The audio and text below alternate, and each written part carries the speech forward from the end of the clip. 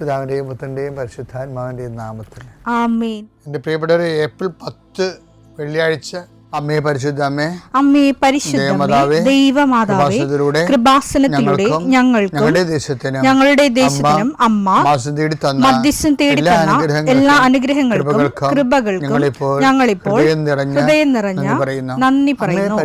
അമ്മേ പരിശുദ്ധമേ, ദൈവമാതാവേ, 2004 ഡിസംബർ 7 ഉച്ചകഴിഞ്ഞ് 2:30 കൃപാസനത്തിൽ സംഭവിച്ച അമ്മയുടെ പ്രത്യക്ഷപ്പെടലിനെ കുറിച്ച് തിരുസഭയ്ക്ക് സമർപ്പിച്ചിരിക്കുന്ന പഠനരേഖകളുടെ മേൽ സഭാത്മകമായ പഠനം ആരംഭിക്കുവാൻ ഞങ്ങൾ പ്രാർത്ഥിക്കുന്നു.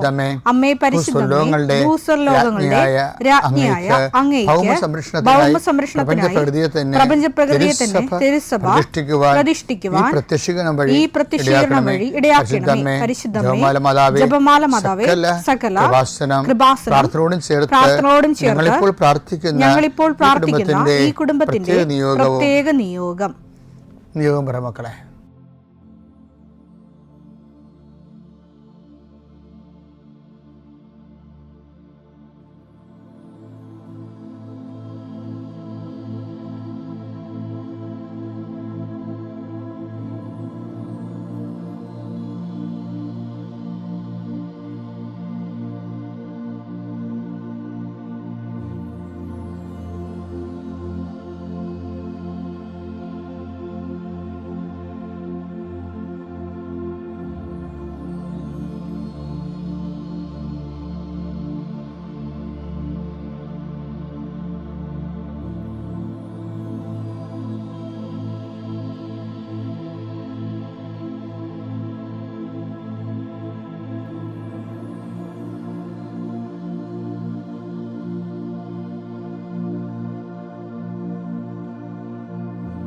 അമ്മയുടെ പ്രത്യക്ഷീകരണത്തിന്റെ ഈ അനുഗ്രഹവേളയിൽ ഞങ്ങൾക്ക് സാധിച്ചു തരുവാൻ കനിയണമേ. ആമേൻ. വിശ്വാസ പ്രമാണം.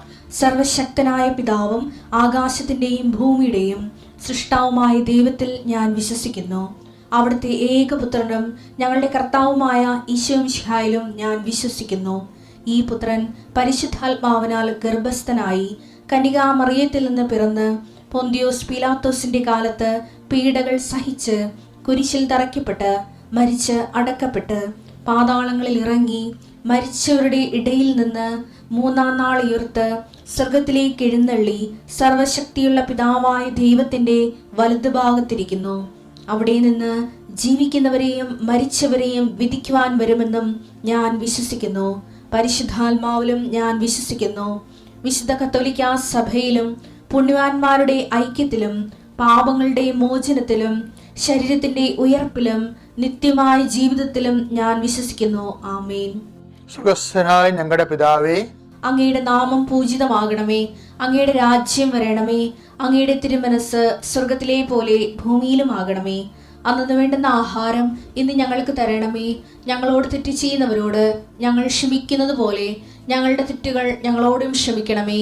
ഞങ്ങളെ പ്രലോഭനത്തിൽ ഉൾപ്പെടുത്തരുതേ, തിന്മയിൽ ഞങ്ങൾ രക്ഷിക്കണമേ. ആമേൻ. നന്മ നിറഞ്ഞ മറിയമേ, സ്വസ്തി. കർത്താവ് അങ്ങയുടെ കൂടെ സ്ത്രീകളിൽ അങ്ങ് അനുഗ്രഹിക്കപ്പെട്ടവളാകുന്നു. അങ്ങയുടെ ഉദരത്തിൻ ഫലമായി ഈശോ അനുഗ്രഹിക്കപ്പെട്ടവനാകുന്നു. പരിശുദ്ധ മറിയമേ, തമ്പുരാന്റെ അമ്മേ, പാപികളായ ഞങ്ങൾക്ക് വേണ്ടി ഇപ്പോഴും ഞങ്ങളുടെ മരണസമയത്തും തമ്പുരാനോട് അപേക്ഷിക്കണമേ. ആമേൻ. കർത്താവേ, നിന്റെ ഉന്നതമായ നാമത്തിന് സ്തോത്രം ചെയ്യും. കർത്താവേ, നിന്റെ വിശുദ്ധ പൗരോഹിത്യത്തെ മഹത്വപ്പെടുത്തണമേ. കർത്താവെ, സഭയിലുള്ള സാന്നിധ്യം പ്രകടമാക്കണമേ. 40 വർഷം ഞാൻ അർപ്പിച്ച കൃപാന്റെ യുഗതിയാൽ കൃപാസ്ഥാനത്താറെ ജീവനോടെ പ്രത്യക്ഷപ്പെട്ട മാതാവിൻ്റെ മാധ്യസ്ഥ ഇന്ന് അങ്ങയുടെ മക്കളെ പ്രാർത്ഥന കൂടുന്ന എല്ലാ മക്കൾക്ക് വേണ്ടി പ്രാർത്ഥിക്കുകയാണ്. കർത്താവെ, മനസ്സ് വേദനിക്കുന്ന എല്ലാ വിഷയങ്ങളും, അവരുടെ മനസ്സ് വേദനിപ്പിക്കുന്ന എല്ലാ വ്യക്തികളും ഇപ്പോഴും ഈശോയുടെ നാമം നിർവീര്യമാകട്ടെ. കർത്താവെ, മനസ്സ് വിഷമിപ്പിക്കുന്ന സാഹചര്യങ്ങൾ, ചെയ്തെടുക്കേണ്ട ഉത്തരവാദിത്തങ്ങൾ, മറ്റുള്ളവർ നമ്മളെ പഴി പറയാൻ സാധ്യതയുള്ള എല്ലാ വിഷയത്തിൻ്റെ മേലും കർത്താവിൻ്റെ കരുണ ചൊരിയുകയും നിങ്ങളെ കർത്താവ് ഇന്ന് നിലനിർത്തി തരികയും ചെയ്യട്ടെ.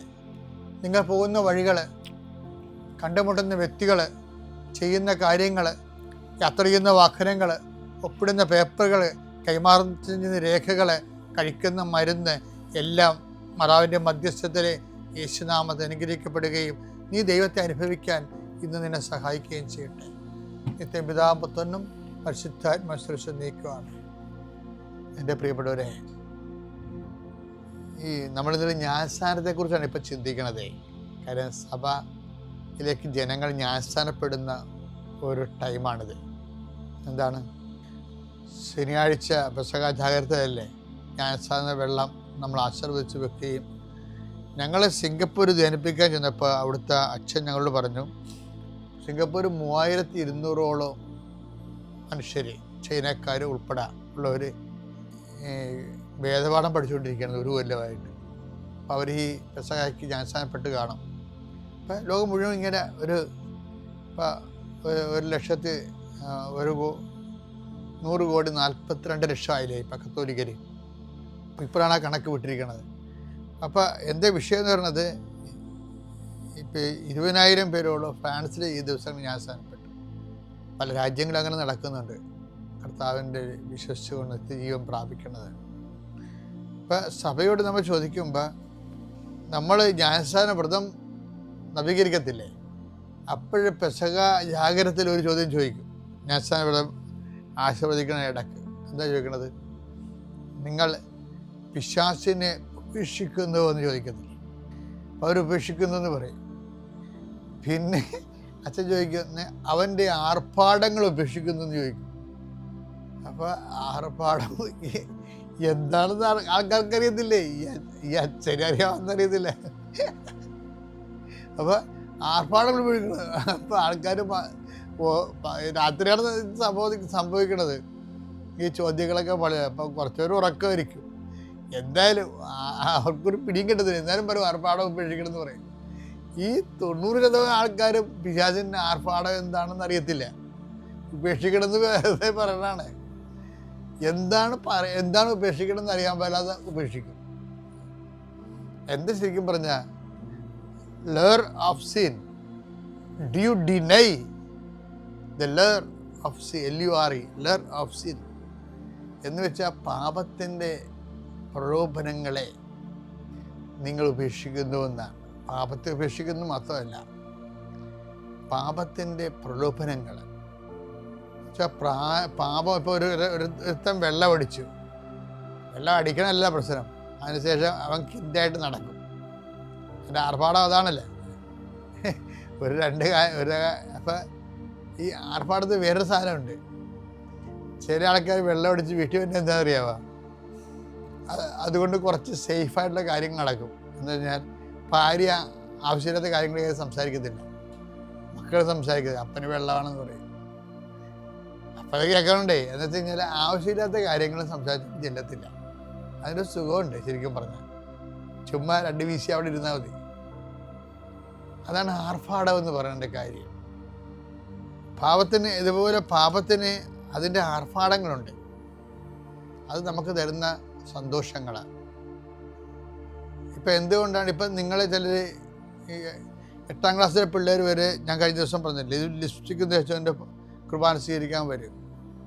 ഇപ്പം ഞാൻ ഈ കുർബാന കൊടുക്കുന്ന സമയത്ത് ബഹളം ഉണ്ടാക്കണ ശരി, എന്തിനാ അവർ ലിപ്സ്റ്റിക്ക് തേച്ചുകൊണ്ട് ഈ കുർബാന സ്വീകരിക്കാൻ വരണത്? കുർബാനയെ വരെ ലിപ്സ്റ്റിക് ചുവപ്പും നിറവായിരിക്കും. എന്താ അവർ ഉദ്ദേശിക്കുന്നത്? അതുകൊണ്ട് ഇത് പണ്ട് ചെയ്യുമായിരുന്നു ചിലരേ ചെയ്യത്തുള്ളത്. പണ്ട് ഈ നാടക നടിക്കാരും സിനിമാ നടികളൊക്കെ ചെയ്തുകൊണ്ടിരുന്നത്. ഇപ്പം 8ാം ക്ലാസ്സിലെ പിള്ളേരൊക്കെ ചെയ്യുന്നുണ്ട്, അത് 10ാം ക്ലാസ്സിലെ പിള്ളേർ ചെയ്യുന്നുണ്ട്, ചില ചെയ്യുന്നുണ്ട്. പക്ഷേ ഉദ്ദേശിക്കണത് എന്താണ്? അതുകൊണ്ട് ഉദ്ദേശിക്കുന്നത് മാക്സിമം ഇന്ത്യയിൽ അത് ചെയ്യുമ്പോൾ ഉണ്ടാകുന്ന കുഴപ്പം. ഇപ്പം മദാമ അത് ചെയ്തുകൊണ്ട്, ഇപ്പം വെള്ളക്കാരത് ചെയ്തുകൊണ്ട് നമുക്കത് കുറ്റം പറയാൻ പറ്റില്ല. ഞാൻ ചെന്ന രാജ്യങ്ങളിലെല്ലാം അവർ ചെയ്യുന്നുണ്ട്. കാര്യം അവിടെ ചുണ്ടെന്ന് പറയുമ്പോൾ രാവിലെ എഴുന്നേൽക്കുമ്പോൾ തന്നെ വരണ്ട് പിടിക്കുക, നമുക്കും വരണ്ട് പിടിക്കും. അപ്പം അവർ അവിടെ എന്തെങ്കിലും ചുണ്ടിൻ്റെ വരൾച്ച എന്ന് പറയുന്നത് അവരത് എന്തെങ്കിലും ഒരു സംഭവം അവിടെ തേക്കും. ആ ലിപ്സ്റ്റിക് ആണെങ്കിൽ കുറച്ചുകൂടി അവിടെ ചോന്നിരിക്കും. പക്ഷെ എന്നാ പറ്റിയ വെച്ചാൽ മുഖം വേറെ ചുണ്ട് വേറെ ആയിട്ടിരിക്കും. അതാണ് പ്രശ്നം. മുഖം വേറെ ചുണ്ട് വേറെ ആയിട്ടിരിക്കും. പിന്നെ അവർ കണ്ട് അതിൻ്റെ അകത്തൊരു ഇരിക്കണുണ്ട്. പക്ഷേ ഇന്ത്യക്കാരൻ ആ പ്രശ്നങ്ങളൊന്നുമില്ല. ഇവിടെ ആരുടെയും ചുണ്ട് വരണ്ട് പോകത്തൊന്നുമില്ല. ഇവിടെ എന്തിനാ? മറ്റുള്ളവർ നമ്മളെ കാണാൻ വേണ്ടിയാണ്. ആമ്പിള്ളേർ നമ്മളെ കാണാൻ വേണ്ടിയും അത് നല്ലതാണല്ല, സൂപ്പറായിരിക്കണമല്ല, ക്യൂട്ടാണെന്നല്ല എന്നൊക്കെ പറയും. അതാണ് ഈ ആർഭാടങ്ങളെന്ന് പറയുന്നത്. ലർ ഓഫ് സിൻ. നിങ്ങളെ പിശാചിനെ ഉപേക്ഷിക്കുന്നു, അവൻ്റെ ആർഭാടങ്ങൾ ഉപേക്ഷിക്കുന്നു. അതിൻ്റെ അകത്ത് എല്ലാം വരും. നമ്മുടെ ബോഡി പാർട്ടുകൾ മറ്റുള്ളവർക്ക് കാണുന്ന രീതിയിൽ, എന്നിട്ട് നമ്മൾ അതിലൂടെ അവരുടെ ആകർഷണം നമ്മൾ വാങ്ങിച്ചെടുക്കുന്നതിലൂടെ ഉണ്ടാകുന്നതെല്ലാം പാപത്തിൻ്റെ ആർഭാടങ്ങളാണിതെല്ലാം. ഇതെല്ലാം ഉപേക്ഷിച്ചിട്ടാണ് നമ്മൾ ക്രിസ്തുവിനെ സ്വീകരിക്കുന്നത്. ഇതെല്ലാം ഉപേക്ഷിച്ചാണ് നമ്മൾ ക്രിസ്തുവിനെ സ്വീകരിക്കുന്നത്. ഇതുപോലെ തന്നെ ഒരു വിഷയമാണ് വിശ്വാസത്തിനും ആർഭാടങ്ങളുണ്ടാകും. വിശ്വാസത്തിൻ്റെ ആർഭാടം എന്ന് പറയുന്നത് ഞാൻ ഇന്നലെ പറഞ്ഞതാണ്. വിശ്വാസത്തിൻ്റെ ആർഭാടം എന്ന് പറഞ്ഞാൽ എൻ്റെ ഭൗതിക സാഹചര്യവും ആത്മവിശ്വാസം ജനിപ്പിക്കുന്ന ഭൗതിക സാഹചര്യമാണ് വിശ്വാസത്തിൻ്റെ ആർഭാടം. ഇപ്പം ഉദാഹരണത്തിന് വിശ്വാസത്തിൻ്റെ ആർഭാടം ദൈവം ചിലപ്പോൾ എടുത്തു മാറ്റും. നല്ല കറക്റ്റ് വിശ്വാസം വർക്കൗട്ട് ചെയ്യാൻ വേണ്ടി വിശ്വാസത്തിൻ്റെ ആർഭാടം എടുത്തു മാറ്റും, ഭൗതിക സാഹചര്യം എടുത്തു മാറ്റും. ഇപ്പം പത്രോസ് ദേവാലയത്തിൽ പോകത്തില്ലേ? അതാ വിശ്വാസം അനാർഭാടമായിട്ടാണ് പോണത്. ദേവാലയത്തിൽ വിശ്വാസമുണ്ട്, ആ വിശ്വാസത്തിന് ആർഭാടമില്ലാതെയാണ് പത്രോസ് കയറി പോണത്. പ്രവർത്തനം 3:6. പത്രോസ് പറഞ്ഞു, വെള്ളിയോ സ്വർണമോ എന്റെ കയ്യിലില്ല, എനിക്കുള്ളത് ഞാൻ നിനക്ക് തരും. അതാ, വെള്ളിയുമില്ല സ്വർണവുമില്ല, ഭൗതിക സാഹചര്യങ്ങളൊന്നുമില്ല വിശ്വാസത്തിൻ്റെ. കട്ടൻ ചായ കുടിക്കാൻ കാശ് ഞാൻ ഇന്നലെ പറഞ്ഞില്ല, അതാണ്. പക്ഷേ തനി വിശ്വാസം വർക്ക് ചെയ്യണത് not by merit but by grace എന്ന് പറഞ്ഞ പോലെ. പണ്ടിത് പഠിപ്പിച്ച ഇയാളാ ഈ പത്രോസിനെ കർത്താവ് ഒരു മീൻ കരുനന്തനില്ലാത്ത കടലിൽ വലറിയാൻ പഠിപ്പിച്ചപ്പോഴും പത്രോസ് ഇത് പറഞ്ഞു, എൻ്റെ കയ്യിൽ ഈ കടലിൽ മീനില്ല, ഈ കടലിൽ കരുനന്തം പോലും ഇല്ല. അത് തന്നെയാണ് ഇപ്പോൾ ഇയാൾ പറയണത്. പൊന്നോ വെള്ളിയോ എൻ്റെ കയ്യിലില്ല. അന്നും പുള്ളി കയ്യിലില്ലാഞ്ഞ കാര്യം പറഞ്ഞു, കടലില്ലാഞ്ഞ കാര്യമാണ് പറഞ്ഞത്. ഈ കടലിൽ കരുനന്തം പോലും ഇല്ല, വലിയ മീനുമില്ല, ചെറിയ മീനുമില്ല. എങ്കിലും നീ പറഞ്ഞത് കൊണ്ട് ഇവിടെ അതാണ് സംഭവിക്കുന്നത്. ഇവിടെയും വിശ്വാസത്തെ ഭൗതിക സാഹചര്യങ്ങൾ വെട്ടിമാറ്റിയിട്ട് അനാർഭാടമായിട്ട് ജീവിക്കേണ്ടി ഒരു അവസരം വന്നിരിക്കുകയാണ്. പറയുന്നത് പൊന്നോ വെള്ളിയോ എൻ്റെ കയ്യിലില്ല, പക്ഷേ എൻ്റെ കയ്യിലൊരാളുണ്ട്, നസ്രായനായ യേശുവിൻ്റെ നാമത്തിൽ നീ എഴുന്നേറ്റ് നടക്കുക. എന്തെല്ലാം സംഭവം ഉണ്ടായാലും, പണം പോയാലും ആരോഗ്യം പോയാലും, നമ്മുടെ കയ്യിൽ നിന്ന് ചിലപ്പോൾ പണം പോവും, നമ്മൾ കടക്കാരാവും, ചിലപ്പോൾ ആരോഗ്യം പോവും, പക്ഷേ ക്രിസ്തു ഒരിക്കലും പോകത്തില്ല. ഞാൻ പണ്ട് ഇതിനേക്കാൾ ആരോഗ്യവാനായിരുന്നു. എനിക്ക് ഭക്ഷണങ്ങളൊക്കെ പലതും അത്യവാണി നിങ്ങളോട് പറഞ്ഞിട്ടുണ്ട്. കിഡ്നിയുടെ കുറേ പ്രോബ്ലം ഉള്ളതുകൊണ്ട് പറഞ്ഞിട്ടുണ്ട്, നിങ്ങളോടെല്ലാം പറഞ്ഞിട്ടുണ്ട് ഞാൻ. പക്ഷേ നോക്കിയേ, ചിലപ്പോൾ ആരോഗ്യം പോവും, പക്ഷെ ക്രിസ്തു പോകത്തില്ല.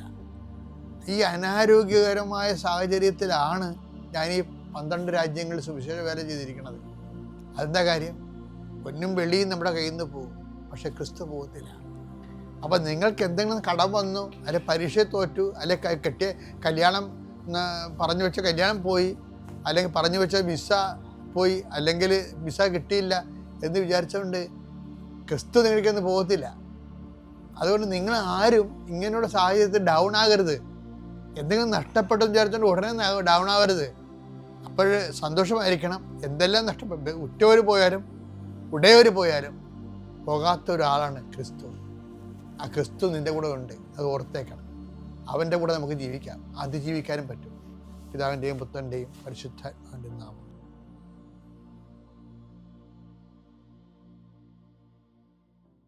അത്യപൂർവ ദൈവാനുഭവങ്ങൾ ഇനി നിങ്ങൾക്കും സ്വന്തം.